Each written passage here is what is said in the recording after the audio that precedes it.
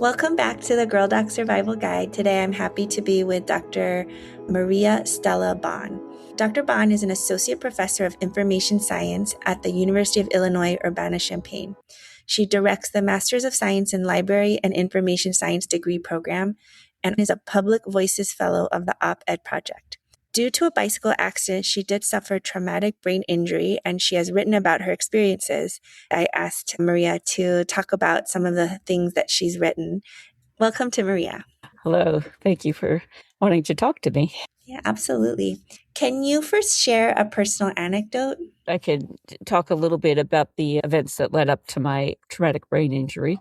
It's a beautiful day in May, and my husband and I got up and decided to bike over to the farmer's market. I was a very accomplished cyclist. I rode many miles on the road, but this was a jaunt. We were just like, okay, hop on the bikes. It was beautiful. I said, helmets. We both looked at each other. Nah, it was about a mile and a half to the market.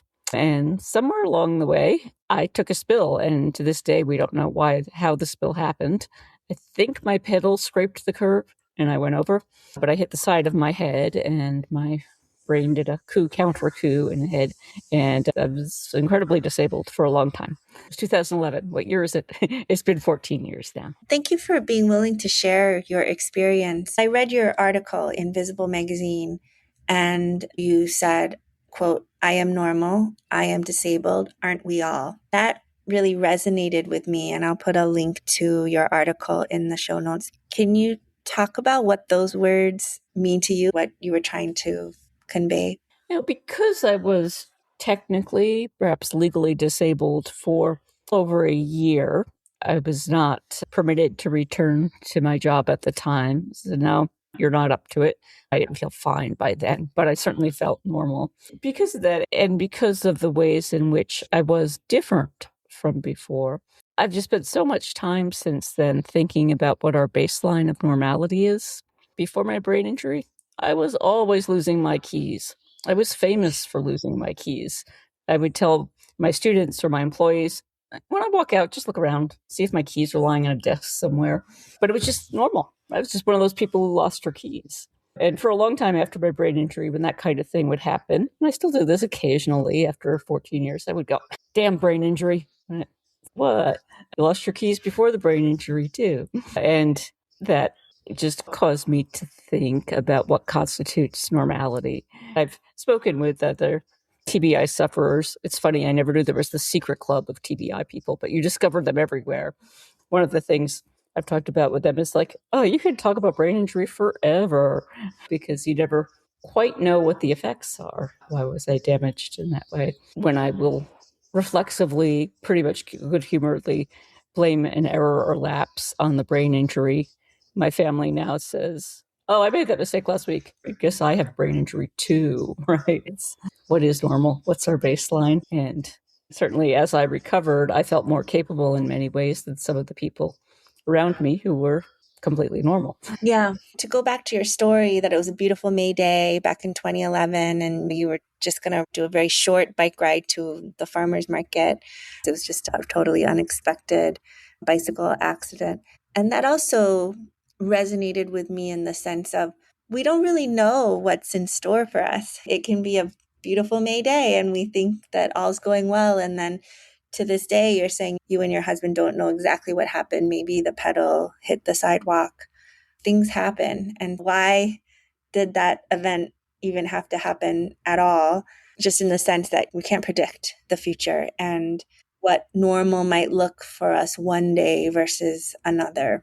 There's a book by a journalist that was a war correspondent called In an Instant, which is about him suffering traumatic brain injury from an injury while he was reporting. But it's about that he was doing a fairly dangerous job, right? But still, he was not prepared at all, right? And then suddenly everything was different. Yes. I've had a couple of people in my vicinity who have passed just recently, like within 1 to 3 months. Both individuals who passed were suffering from cancer. That made me realize, again, I don't really know how long I'm going to live, much less what my normal might be even later today. I bring this up because I feel like at the same time, even though I know this and I recognize this, I wake up every morning with either the optimism or the foolishness to assume that I'm going to end the day sort of feeling the same normal that I did in the morning. Yeah, I was actually diagnosed with cancer 2 years after my brain injury and was just getting back to what the world considered normal. I had a new job, it had just started, and I had a breast cancer diagnosis. So it's crap, here we go again, right? You could say at some level this was just bad luck, right? That I might have been better prepared to get through it because of the brain injury. I'm not sure. There was a certain level of, okay, now I have to do this. Thank you for sharing that. I also had breast cancer diagnosed in late 2022. My breast cancer diagnosis, I have felt more of a sense of gratitude for health and also a sense of healthcare. I feel like the care I got was great, but it's not without side effects and consequences and changes to normal, whether it's appearance or chemotherapy, brain fog, or Oh, yeah. as you say, we all have some degree of disability at different times. Yeah, I'm left-handed and I will often banter with people and also complain about being left-handed in a right-handed world, right?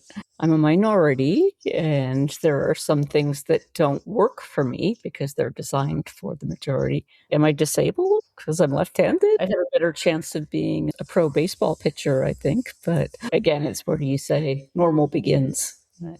Yeah, exactly. In sports, as you say, being left-handed can often be an advantage. It's not always, but it's because the minority of people are left-handed. And so it's unexpected. The left-handed athlete can have an advantage. And I think that's true in general, that we do have differences among us. And oftentimes that difference can be disadvantageous, but sometimes it is advantageous. There are advantages to it. In terms of disability, is there something you wish everyone knew about disability or specifically traumatic brain injury? I guess that in recovery and coming out of it, it's helpful not to be measured or judged with the idea, oh, she was injured, right? Her brain was really hurting. Is she okay? I think I would like people to come in with the assumption that you're okay. There'll be mistakes and errors in judgment and tripping over my own feet, which I've done since as long as I could walk. I'm congenitally clumsy, but just said, okay, we're going in assuming we're all normal, even if we're different, and then let accomplishments and actions and capabilities be demonstrated rather than try to judge whether they're present or not. Yes, I get that. I think it relates also back to when you said you've always been congenitally clumsy. You've always tripped over your feet, whether before the bike accident or not. And similarly, you said earlier, you've always lost your keys. To give ourselves grace individually and to give others grace in terms of what can someone really do. I feel like it's sort of like being a parent, especially like with that toddler less than age 5 stage where they're really trying to learn a lot of stuff and learn a lot more independence. And you can't assume they can't do things because they're rapidly acquiring skills. If you watch them and they really can't do something, you help them. And there's no judgment. And if they can do it, hey, great, you can do this now. I had my accident, and one of my recovery activities was to walk my kindergarten kid to school in the morning. He was just short of a 6th birthday, and I would be walking him to school as a recovery activity. And he and I would have this little tussle over who was more capable of checking both ways before we crossed the street. He was acutely aware of my injury and wanted to take care of me as much as possible. So he wanted to be in charge of crossing the streets. We'd have this little tussle at every street corner. It's, let me check, Mom. Let me check. And it's really, who was more capable? I don't know. We made it across the street all the time. That's a really cute story. Is there any advice you wish you had known earlier? What became so important to me as somebody recovering was the importance of having an advocate. My husband was a famously good one. My doctors and nurses would say to me, he's really good at advocating. He was in there checking on things, making sure I was getting the care I needed, that people were keeping track of me. I don't know if I would have been capable of it, but it certainly helped decrease worry and it made my care more effective. Are there any specifics of what you mean by an advocate? He was on top of making sure that my therapists were actually showing up. So I had cognitive therapy and physical therapy and speech therapy, that I was adhering to that, making sure that I didn't talk them into letting me off easy. Because I would get tired and I'd be like, we're done. People are saying, you got to be tough with her, make her stay with this. But also, we had a long period of time where I had an emergency craniectomy and my skull flap was in the freezer somewhere. And they were just taking a real long time to put it back. He's a librarian, so he does his research. He would be talking to people and said, really, it might be helpful to get that thing back in. And he pushed and pushed, and we were finally able to do that. And it did make a dramatic difference in my capability when I got that back in. That's one example. So an advocate is on top of things that definitely need to get done, for example, physical therapy in your case, but also just task and organization ability, but then also pushes the person they're advocating for a little bit, like just enough beyond maybe what you think you can do in a given day or are capable of to help you along in this instance towards recovery. Yeah, for sure. For sure. I had this one great physical therapist who was very intent on my standing up out of a chair without holding on to things, but just being able to rise to my feet. She wanted me to do it properly too. She's very good. I was pretty physically weak at the time. And we'd come home and John, my husband, would say, okay, 6 more times. It was him reminding me of what was good for me. That was helpful. Yeah, great. I had a former mentor who, at the same time as I was recovering, passed away from cancer, and he was having a long bout of going back and forth in the hospital. He studied information and how people communicated, and his last work was on information handoffs. He was actually inspired by his time in the hospital. It's like when the nursing shift changes or a new doctor comes in, how do things get communicated about the patient? I thought it was fascinating. He shifted that to also looking at divorced parents who are sharing custody. When they hand off the kids, what is the necessary information to communicate? Whether it's they've got a game or they ate lunch or whatever. He was studying this.